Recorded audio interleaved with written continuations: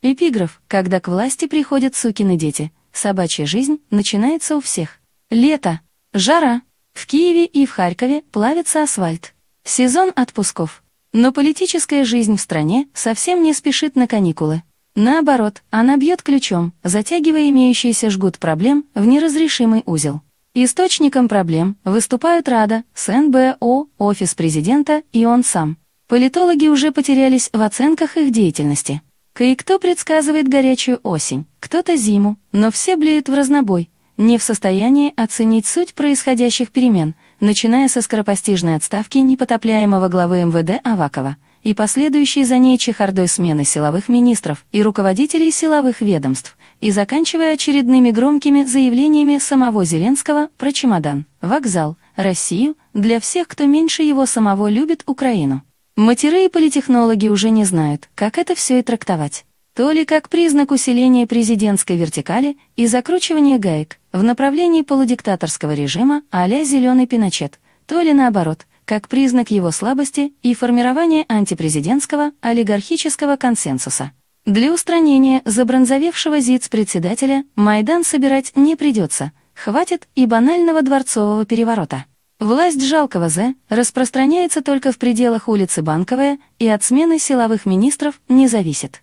Эти друзья присягнут любому, в чьих руках будет реальная власть. А пока она в руках олигархов, и тем совсем не хочется, чтобы их помножили на ноль какие-то заокеанские добрые дяди и тети.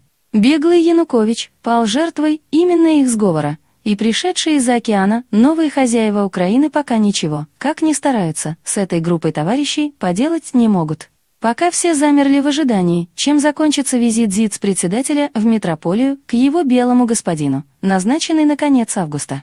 Выдадут ли ему там ярлык на княжение или черную метку? Самое смешное, что этого не знает и сам ЗИЦ-председатель. Отсюда и суета. Я не берусь расставить вам все точки над «и». Я и сам не знаю, чем это все может закончиться, я просто опишу свое видение, которое не совпадает ни с одной точкой зрения местных политических оракулов. Единственное, что сразу должен сказать, что от народа Украины здесь точно ничего не зависит. Как, впрочем, это было и всегда. Народ — это, простите, кто? Покажите мне его. Дайте пощупать. Народ — это миф, фикция, симулякр. В 1991 году этот народ проголосовал за сохранение Союза, что не помешало через полгода тому же самому народу проголосовать за свободную Украину.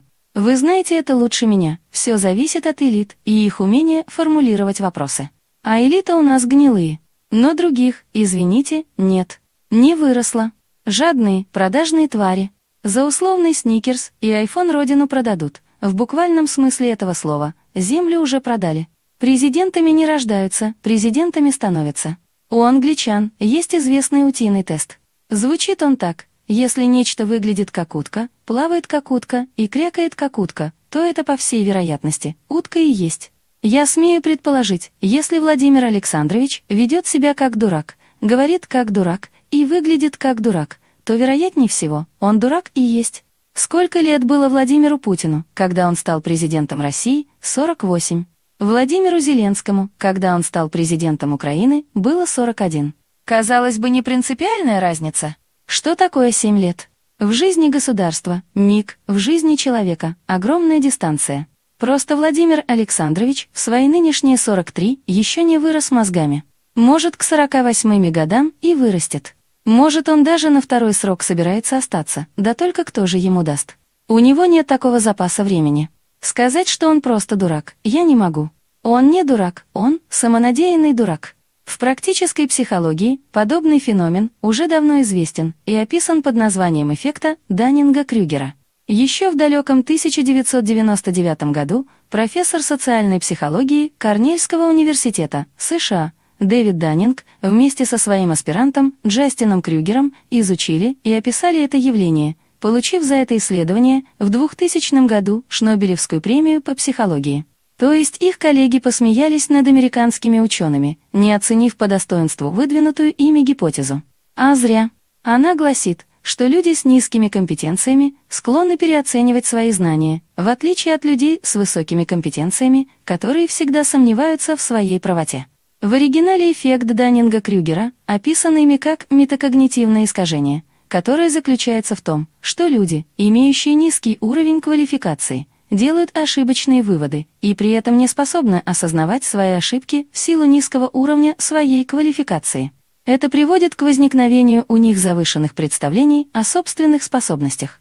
Люди же с высокими компетенциями, наоборот, склонны занижать оценку своих способностей и страдать от недостаточной уверенности в своих силах, считая других более компетентными. Иными словами, эффект Даннинга-Крюгера – это когнитивное искажение раздутой самооценки. Более того, люди, подверженные данному эффекту, еще и крайне самоуверены, склонны к волюнтаризму, а в отстаивании своей позиции ведут себя крайне агрессивно, считая себя умнее остальных.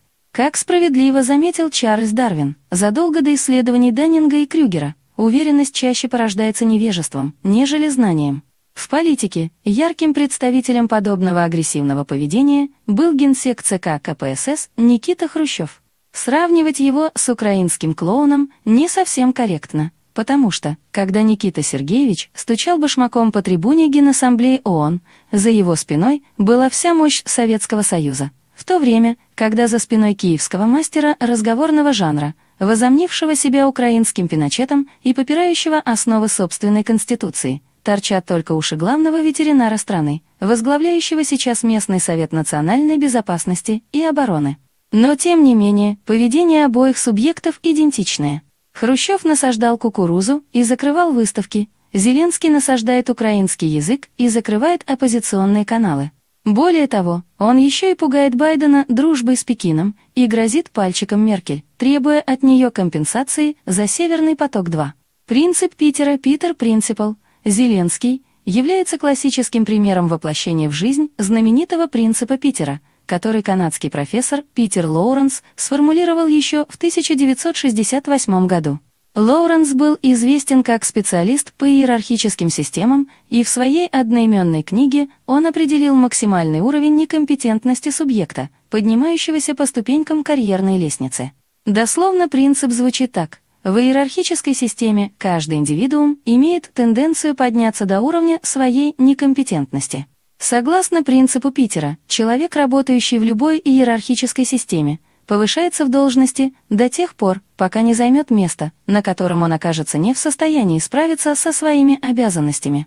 Этот уровень и называется уровнем некомпетентности данного сотрудника. Я думаю, в Украине мало найдется людей, которые будут со мной спорить, что должность президента Украины не соответствует уровню компетенций Владимира Зеленского. Понятно, что президентами не рождаются, президентами становятся. И тут все упирается в то, насколько данный субъект готов учиться и прислушиваться к мнению других. Я думаю, подполковник КГБ тоже не та должность, с которой принято стартовать в президенты. Именно поэтому Путин и отказывался от предложения Ельцина, что доподлинно известно из воспоминаний дочери Ельцина Татьяны Дьяченко, считая себя не вправе претендовать на данную вакансию. Но сравните поведение Путина и Зеленского после занятия этого кресла. Путин, не склонный к публичности, что и неудивительно, если вспомнить, откуда он пришел во власть, первое время больше делал, чем говорил, предпочитая при этом еще и оставаться за кадром. Редкие кадры того времени попали в сеть, когда Путин обещает мочить в сортирах террористов, если он их там поймает, или помочь сочувствующему им журналисту сделать обрезание так, чтобы у того больше ничего уже не выросло. Переводчики тогда долго думали, не зная, как перевести этот поток сознания. Главнейшей задачей Путина тогда было закончить войну в Чечне. И он ее закончил, договорившись с Кадыровым. Теперь Чечня – самое грозное оружие в руках Кремля, которым пугают тех, против кого нельзя применить ядерное оружие. После чего Путин, опять-таки без лишних слов, взялся за олигархов. Где теперь Березовский, Гусинский, Ходорковский и прочая семибанкирщина? Не мне вам рассказывать.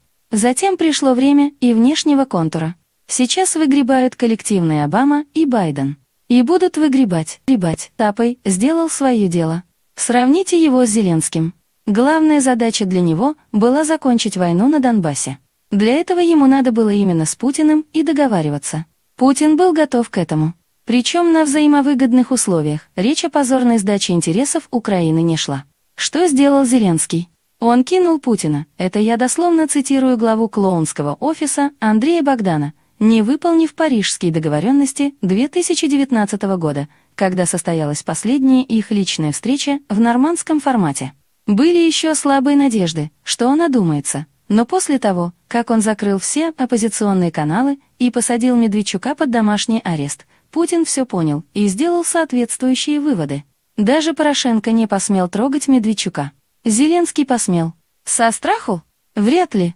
Медведчук при Порошенко был связующим звеном между ним и Кремлем. Зеленский это связующее звено помножил на 0. Зачем? Чтобы самому занять это место? Глупое решение. Теперь он для Москвы по ту сторону поребрика. Телефон Путина для него всегда занят. Путин не хочет тратить на него свое драгоценное время. Теперь все разговоры только через его заокеанских хозяев, он стал абсолютно ненужным звеном в этой цепи. Изе перешел в привычный для него формат видосиков. Это лучшее, что умеет делать артист разговорного жанра. От себя не уйдешь. Желание нравится у него в крови. Следствие выбранной не мужской профессии. Для артиста важен внешний антураж, аплодисменты, произведенный эффект, конечный результат для него вторичен. Важна пена вокруг него. Если подобным заморачивается женщина, то ее еще можно простить. Она без аплодисментов не может. Но для мужчины важен только результат. Все остальное — мишура. И Путин, пришедший в политику из разведки, достигает его, сам при этом, предпочитая оставаться за кадром. Видно, как он тяготится вынужденной публичностью, хотя она и является неотъемлемым атрибутом занимаемой должности. Поэтому сравнивать Зеленского с Путиным еще более некорректно, чем сравнивать Зеленского с Хрущевым. Путин — самообучающаяся система.